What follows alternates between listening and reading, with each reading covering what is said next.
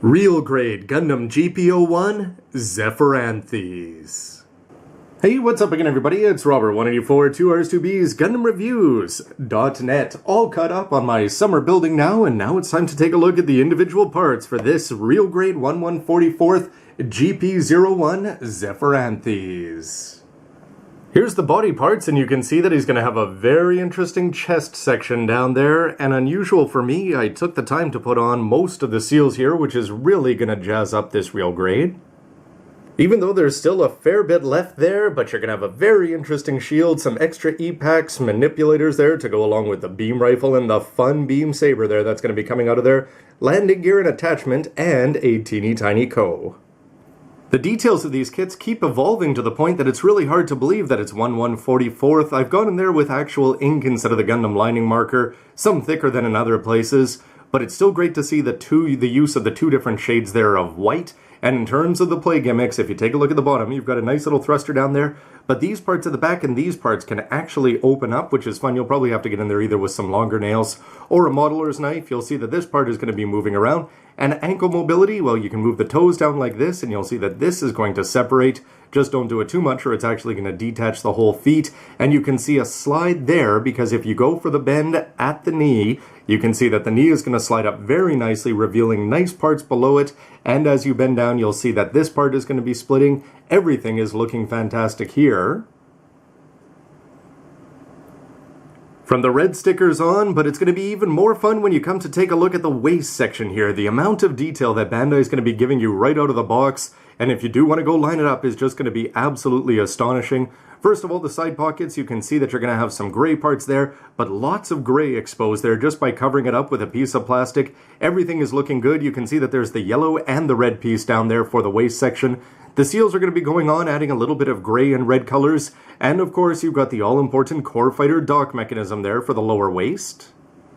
And here it is as a core Brock, and you can take a look at the back where you're going to have some regular thrusters that are going to get covered up even more. Down below, you'll see that these are going to move individually, and the beam sabers have a decent range of mobility there. As long as you've got them symmetrical, they're going to be looking good. The yellow parts are looking sharp, but I think it's the front thrusters here, or the vents that are going to be looking all important, going back to the great granddaddy. But the GP01 and especially the FB have always done those right, and it's very cool that you're going to have the cockpit there, and of course this is all going to transform after.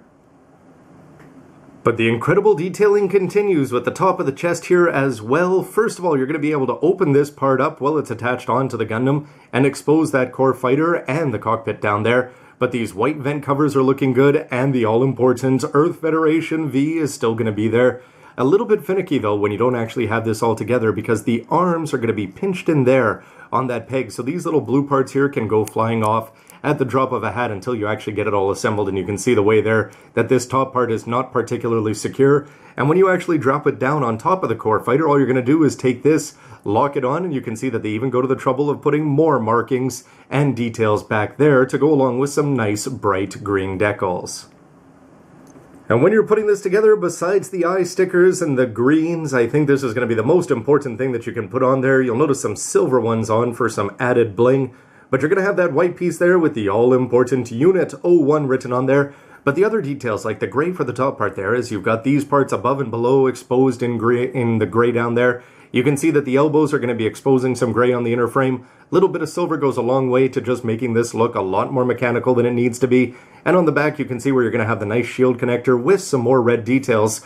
But take a look at this elbow bend here. As you go like this, you can see the parts on the inside there just opening up, and everything's going to be looking good. He's still got armor where he needs to have armor. Nothing is going to be fully exposed. These real grades continue to astound. The beam rifle is going to have some nice touches in there, as you do have a couple different shades of gray. The E-pack over here, you're actually going to have 3 of these, with 2 of them attached onto the shield that you can swap off in the middle of a space battle there.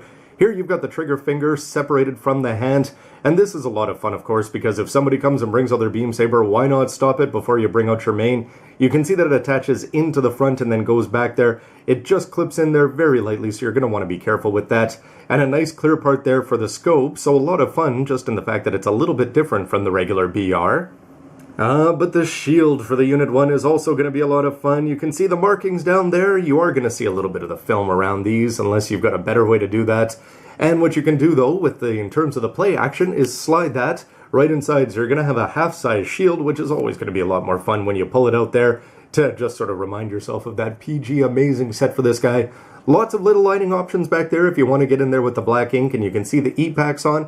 This part is going to rotate around on a nice little nub, so you'll be able to attach that into the back, and there you can detach for more space shooting action.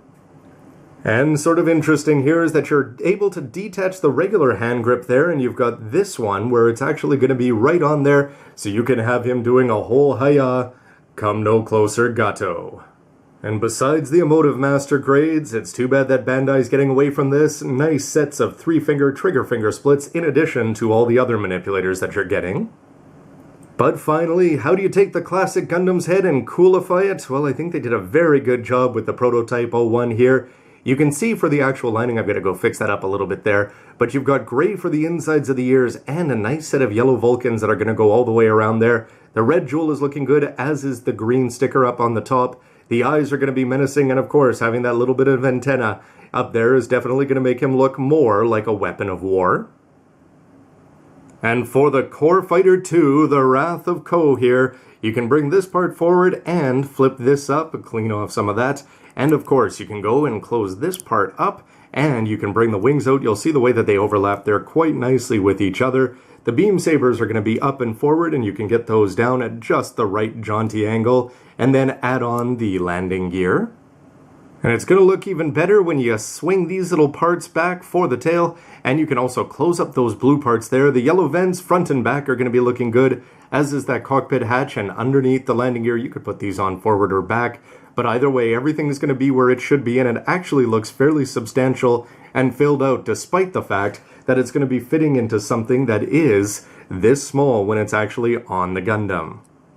Overall, I was incredibly impressed putting this together with the details from everything from the shield to the beam rifle, GT or whatever you want to say there, and just the way you're going to get those sweet bends with the elbows and the legs. And when you want to go ahead and take the time to add on all the decals, or even just the majority of them, I think this guy's really going to come to life. However, the Core Fighter is looking good outside the body. How is it all going to work? Well, stick around for the next part to see the MS all properly put together. Thanks for sticking around, everybody. See ya. You know, it really should have been me with the Core Fighter 2. Don't you agree, Laserbeak?